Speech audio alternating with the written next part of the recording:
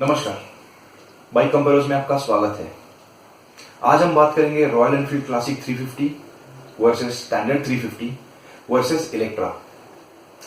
अगर हम royal Enfield के बारे में बात करते हैं तो एक ही प्लेटफॉर्म पे बनने वाली ये तीन मोटरसाइकिल है, जिसमें कि बुलेट स्टैंडर्ड 350 और इलेक्ट्रा काफी दशकों से भारतीय रास्तों पे राज कर रही है। तीनों मोटरसाइकिलों को आप बारीकी से देखते हो तो आपको असामान्यताएं नजर आएंगी, जैसे कि स्टैंडर्ड 350 की ईंधन की टंकी पे रॉयल एनफील्ड का एम्बलम जो है वो एक सोने की आभूषण की तरह नजर आता है, जबकि इलेक्ट्रा की टंकी पे सरल और साधारण सा एक रॉयल एनफील्ड लिखा हुआ आता है।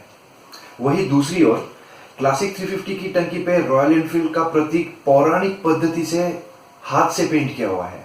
पिछला मडगार्ड जो है वो बाकी दोनों मोटरसाइकिलों से अलग है, जिसमें अंदर की लकीरें चौकोरिक आकार में पाई जाती है, जो कि बहुत अपने आप में एक विभिन्नता दर्शाती है। दूसरी ओर इलेक्ट्रा के दोनों मडगार्ड्स क्रोम अवतार में पाई जाती है, जो कि सुंदर, क्लासिक और पुराने जमाने की मोटरसाइकिलों का एक एहसास कराती है। और स्टैंडर्ड 350 में दोनों के मडगार्ड्स बहुत ही नीरस और अनावश्यक तरीके से बड़े लगते हैं। अगर आप बारीकी से देखेंगे तो आपको इलेक्ट्रा 350 के फोर्क्स पे बेलो रबर्स दिखेंगे, जबकि अन्य दो गाड़ियों में लोहे के ट्यूबिंग से बने हुए कवर दिए गए हैं, जो कि परेशानी का एक कारण हो सकती है।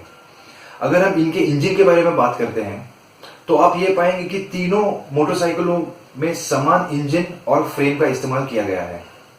50 में 19 इंच फ्रंट और 18 इंच रेयर व्हील दिया गया है, जबकि इलेक्ट्रा और स्टैंडर्ड 350 में दोनों फ्रंट और रेयर 19 इंच व्हील्स दिए गए हैं। क्लासिक 350 का पिछला टायर इलेक्ट्रा और स्टैंडर्ड 350 से काफी चौड़ा है, जो क्लासिक 350 को एक मस्कुलर लुक देता है, और बैटरी की शक्ति ज्यादा है। तो दूसरी तरफ स्टैंडर्ड 350 और इलेक्ट्रा में कम पावर वाली बैटरी लगाई जाती है। क्लासिक में 60 वॉट का हेडलैम्प आता है, जो कि अन्य दो मोटरसाइकिलों में 35 वॉट का लगता है। इलेक्ट्रा और क्लासिक 350 स्टैंडर्ड 350 से 7 किलोग्राम भारी है। क्लासिक 350 में एक लुभाने वाली सुविधा यह है कि आप उसका पिछला सीट बड़े ही आसानी से दिखावे के लिए निकाल सकते हैं, जबकि अन्य दो मोटरसाइकिलों में यह सुविधा उपलब्ध नहीं है। ब्रेक के मामले में एक महत्वपूर्ण अंतर यह है कि स्टैंडर्ड 350 के अगले पहिए में ड्रम ब्रेक दिया गया है और डिस्क ब्रेक का विकल्प नहीं है, जबकि अन्य दो गाड़ियों में 280 mm dual brake disc brake का इस्तेमाल किया गया है। क्लासिक 350 का सीट आपको काफी आरामदायक दिख तो सकता है, पर असल में इलेक्ट्रा और स्टैंडर्ड 350 का सीट वास्तविकता में लंबी सवारी में आरामदायक है। एनफील्ड के असली तकनीकी मुद्दों पे तीनों गाड़ियों की वायरिंग में आपको शॉर्ट सर्किट की मुसीबतों का सामना करना पड़ सकता है, जिसमें इग्निशन स्विच, एम्प मीटर और फ्यूज शामिल है।